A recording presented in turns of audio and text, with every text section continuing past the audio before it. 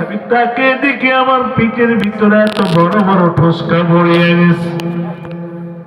বেলাল বলে, প্রাণের পিপাসা আমার কলিজাটা শুকিয়ে যায়। বেলালের পানি পানি কান্নার আওয়াজ।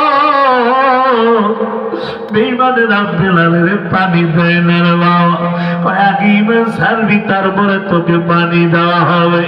বেলালের পানি পানি করে কান্নার আওয়াজ। একটা সময় হযরতে বেলাল বেহুশ হয়ে গেল। বিকাল বেলা উমাইয়া খবর দিতে যায়, যা দেখে হযরতে বেলাল বেহুশ হয়ে পড়ে আছে। বেলালের কোনো নড়াচড়া নাই। উমাইয়া দেখে বেলাল বেহুশ, কিন্তু বেলালের ঠোঁট দুইটা নড়ে। উমাইয়া মনে করেছে বেলাল বুঝি এখন ঈমান ছেড়ে আমার কাছে ক্ষমা চায়। এবার উমাইয়া বেলালের ঠোঁটের সাথে কান লাগায়, লাগে শুনে বেলালের জবানে আমার মাওলার নামের জিকিরের আওয়াজ। বেলাল ঈমান কি ছাড়বি না?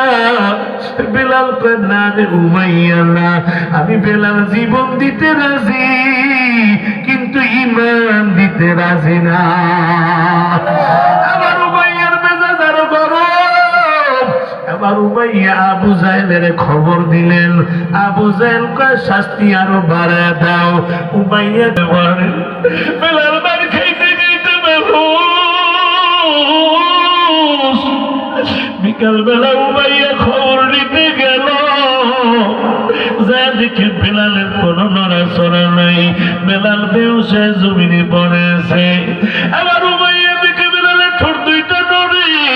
উমাইয়া মনে করছে বেলাল বুঝি আবার ঈমান ছেড়ে ক্ষমা চায়।